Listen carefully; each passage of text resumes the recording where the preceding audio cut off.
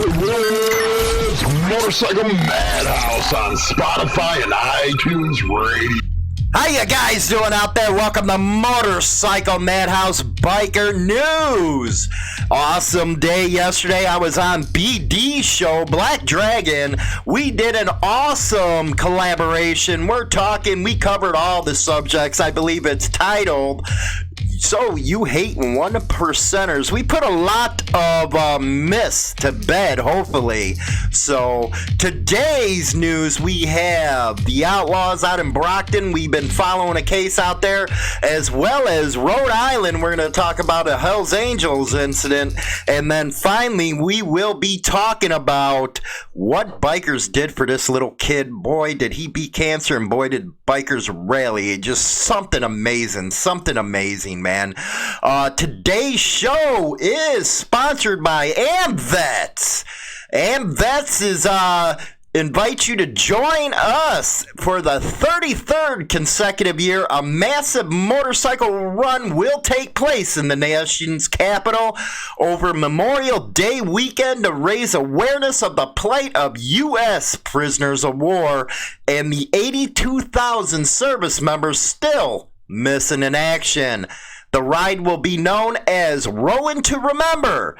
The 2020 ride will also address the national suicide epidemic, taking the lives of more than 20 military veterans a day, in close partnership with several other patriotic organizations. AmVets is organizing what is to be expected to be the nation's largest political demonstration of 2020 and the world's largest one-day motorcycle event. Join in with AmVets in assuring that our elected leaders never forget the sacrifices made by those who have taken an oath to defend this nation. The event is free to the public, but sign up to ride, volunteer, or donate by going to rollingtoremember.com. Once again, that's rollingtoremember.com. Over the course of the weekend, scheduled events will include a blessing of the bikes at the Washington National Cathedral, candlelight vigil at the Vietnam Wall, and speaking engagement at the Lincoln Steps. Sunday morning, thousands of bikes will take off from the Pentagon parking lot and make their way around the National Mall, rounding the Capitol building in the process. Go to rollingtoremember.com for more information, and we'll see you in May. And again, this is a new motorcycle demonstration ride taking place in Washington, D.C., so make sure you guys mark your calendar. Get out there and go join the AmVets. I know Rolling Thunder, they ain't having it anymore, so this is kind of the replacement thing. So it's going to be like it's never gone wrong. So get out there and go. Also, today marks the 1-year anniversary of Taco Bowman passing away. An outlaw's outlaw, let me tell you. Growing up in Chicago, and I can imagine across the country, Taco Bowman was really an inspiration to a lot of young kids coming into the club scene. So today, it marks, again, the 1-year anniversary of Taco's death. Let's get into the news that we've been covering, and this is out of the BostonGlobe.com by Travis Anderson. Reputed regional boss of the Outlaw Motorcycle Club could stand trial for up to 5 days if he fights a federal gun case. Monster was the one where they broke in. They were saying he had machines to make silencers, the whole 9 yard. Common stuff that a lot of us keep in a garage, the feds are using against them. A trial for the East Bridgewater man described by prosecutors as the regional boss of the Outlaws Motorcycle Club could last up to 5 days if he decides to fight. A pending federal gun charge records show. A status conference in the case against Bruce Master Sartwell, 48, was held Monday in U.S. District Court in Boston, according to legal filings.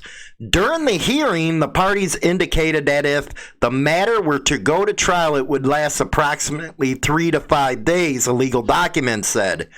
The filing said most of the discovery has been provided and prosecutors expect to produce additional discovery in the near future. Well, go figure. They're going to see how the trial goes and then, what? Pop something else out of the air. You know, I think a lot of people should have learned from the Vagos case what prosecutors are capable of. It's really disturbing how these prosecutors get unlimited number of powers against the citizens of this country. It is getting sick. There is no equal justice in this country. It's two-tiered, and I'm sure a lot of people hear this on the mainstream news and other places. If you have money or have political power, there's one standard. If you're a regular hardworking man or woman, there's another standard. Enough's enough, man. Things in this country and especially these politicians, they work for you. They work for us. They are accountable by us or to us. My fault on that one. But the only way you hold them accountable is, like I talked in my video on my other channel about bikers and motorcycle clubs deserve to be profiled. You got to get involved. If you don't get involved with the fight, you cannot cry and whine when they pull you over. My contention is, if you're not in the fight and all that good stuff, why should we care if you get profiled? Well, we do care, so don't take that out of freaking whack. But maybe you need to be profiled in order to get in the fight and understand what other people are going through. You can't sit back and let others do the fighting for you. It is as simple as joining a BATE, Motorcycle Rights Foundation, supporting your local confederation of clubs to get in the fight. What's it cost? $25, $30 freaking dollars a year to join a BATE. So why wouldn't you do that if you don't want to actually, go to the meetings, you don't want to go on the rides, which there's a lot of good partying, man. A-BATE of Iowa is coming up in July, and if you guys haven't been to A-BATE of Iowa's gig, woo, you're missing out on that one. But anyway, it's easy to join, and it's easy to go, push back on stuff like in this case. It goes on to say Sartwell pleaded not guilty in January to a sole count of possession of an unregistered firearm. And on February 14th, Judge Denise Casper denied his motion for pretrial release. He's been held since his arrest last October. Go figure with one of these judges. He's accused of possessing an unregistered AR-15 style rifle at his residence. I think our freaking founders are rolling over in their grave. If I had to go back in time, what I would have done was a lot of stuff. But on this specific issue, say, hey, George Washington, Adams, Madison, you're screwing up here. Stop using that English, from the UK language. Put it in, terms that people can understand. Yes, you have the right to bear arms. That's simple. That's all they had to say.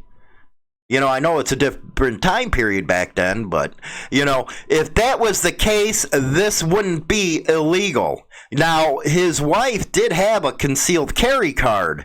I do not know if it was suspended or not. I believe it was, but still, the country we live in guarantees you a right to bear arms.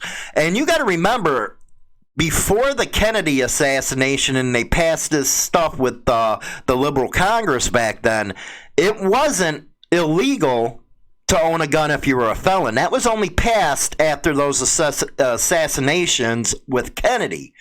So I don't know why nobody who's a felon who owns a gun that was charged don't, I don't know. How do you do it? Find a way around that law before it was passed and argue on that basis.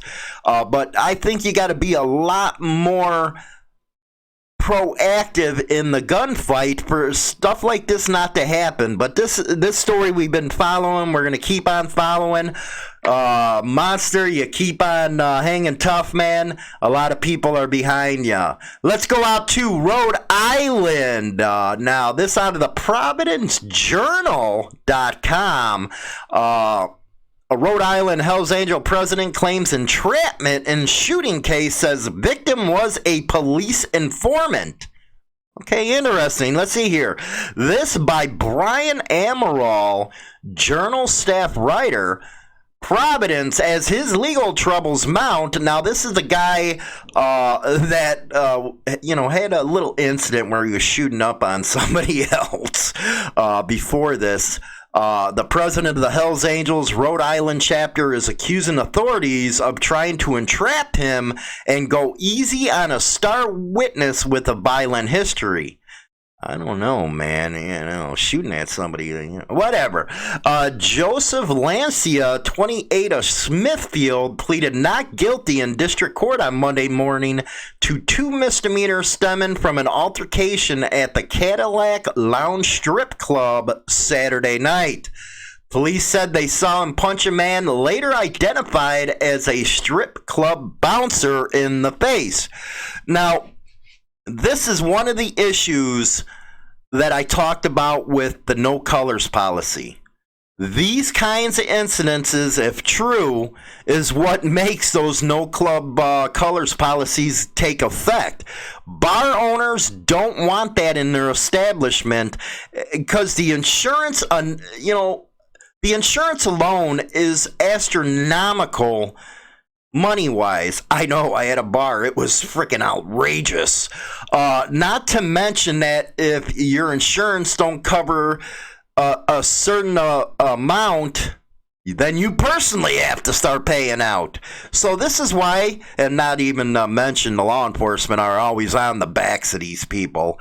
I know they were on mine. My God. But anyway, when this type of incident happens, that's why it's starting to go up. And then you get into the discussion, the debate. Well, is it necessary, the club colors policy? Well, it depends on what side of the debate you're on. If personally, I think clubs should make bars and all the other places neutral, man, so this don't keep on popping up all over the country. It's getting more common. It's getting worse. Everywhere you go to, you can't get in a bar because you have colors on. And I'm talking, they won't even let Hog or A-Bait members in, man, with them no color policies in some places. I heard it's like that in Daytona. I don't know. I haven't been down there in years, so let me know if that's the case. But this kind of stuff leads to that. He will remain locked up because authorities say he violated the conditions of his bail in a case from June when police said he shot at a man, a former prospect for the biker gang, driving by Hells Angels Providence Clubhouse in a truck. So he shot at a former prospect. In legal papers filed just before the strip club altercation, Lancia's attorneys launched a number of accusations at the man police said he tried to shoot. The man, Richard Starnino, denied the allegations, saying that he's a law-abiding citizen who was just trying to work that day, and also denied that he was working as an informant for the police. Well, if it goes to trial, they're going to get to find that out. Quote, I have no reason to work with them, Starnino said. Lancia claims Starnino actually pointed a gun at Lucino first and has threatened Lucino's life a number of times, according to the filing, which seeks more discovery from prosecutors. Starnino denied pointing a gun at Lancia or even having a gun. He has also denied ever threatening his life or doing drugs. Nobody was injured in the incident. Well, thank God, because a stray bullet can, in Chicago, with all the gang violence, it's usually not the one they're shooting at, but, innocent people that get hit in here in Chicago. Quote, the grand jury was never made aware of Richard Starnino's drug habits, nor were they made aware of his violent criminal history or the numerous death threats he made against Joseph Lacina. The filing says, furthermore, it was never disclosed to the grand jury that Starnino was an informant for the state police. At that, Starnino instigated and caused this incident. So they're throwing dirt on what's going on right there. Hey, if he's a rat, get rid of him, man. I just can't stand rats, but you got to go to trial on this. As Starnino has seen his own legal troubles quickly resolve in his favor, because he was cooperating with authorities looking into the Hells Angels, Lucia's lawyer, Joseph Volaka said. Volaka said in a court filing that Starnino was arrested in May after beating a woman who got sand into his vehicle. But by then, Starnino, 47, was already cooperating with the state police. Again, that has to come out at a trial. And had been for at least a number of months, the filing says. So despite the fact that the victim reported suffering broken bones and needing 30 stitches, Starnino was charged only with a misdemeanor simple domestic assault. And then it keeps on going with the story, and it says Starnino, meanwhile, acknowledged that he was once a Hells Angels prospect, but soured on the organization. He had some useful indiscretions, he said, but now he focuses on doing his job and staying on the right side of the law. Quote, I am a retired pro fighter who had a good boxing career. I never heard of you, and I'm a big boxing fan, man. Not so much UFC, I'm more into boxing. I work every day. I don't look for trouble. So we're going to be following this story as well as it develops. It looks like it's going to be going on for a while.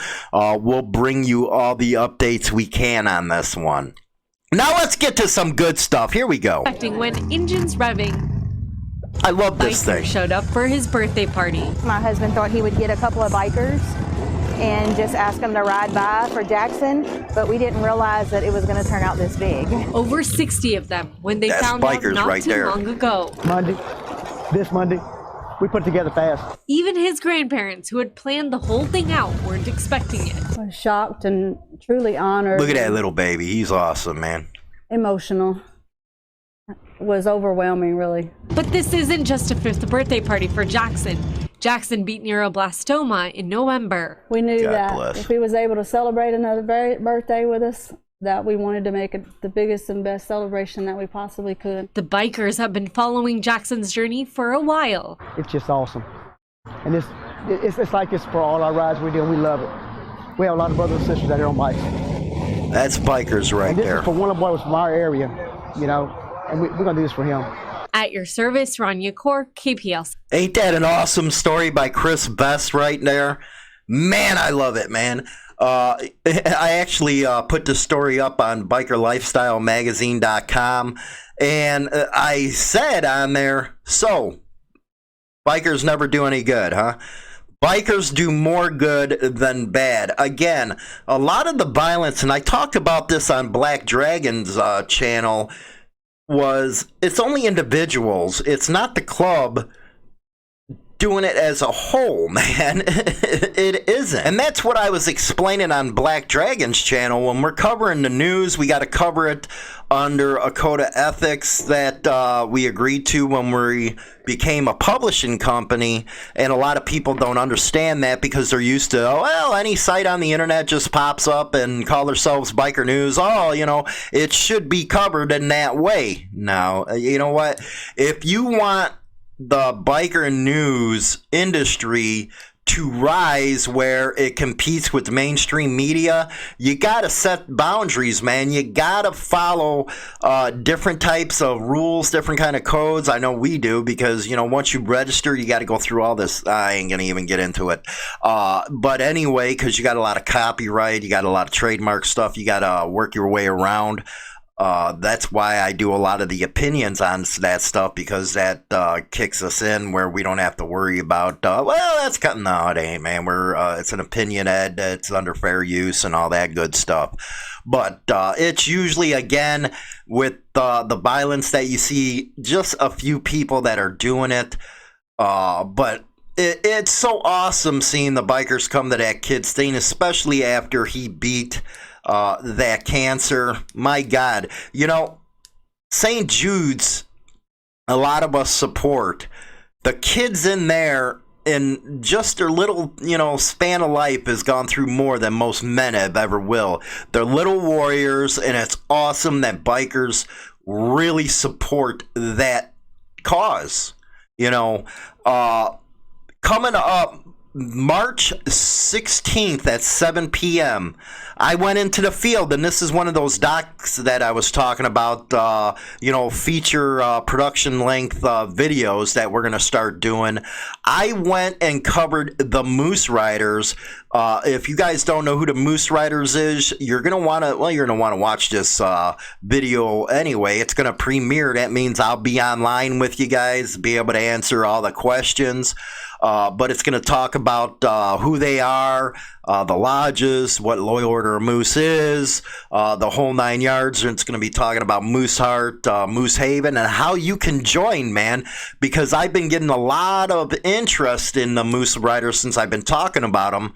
And if you're interested, I'll be able to help you get in the whole 9 yards. So don't forget, that's March 16th at 7 p.m. Central Standard Time. It'll be on our YouTube channel, and then you'll also have a radio version over on MotorcycleMadhouse.com, Spotify, iTunes, the whole 9 yards. So it's going to be an awesome thing, and we're going to be doing that a lot. If your organization is looking for us to do something similar to what we did with the Moose Riders, just email me. Let me know. We'll try to work it out where I can do a doc on you, a full-length production video, and we'll get the word out there for you guys, because you know what? Good works is what is needed. It's the image, making the biker community is what needs to be done. So, with that, don't forget to go over to Instagram, Twitter, all our platforms, Facebook. Get involved in the fight against biker and motorcycle club profiling by joining ABATE MRF, supporting the National Confederation of Clubs. You'll be thankful that you did.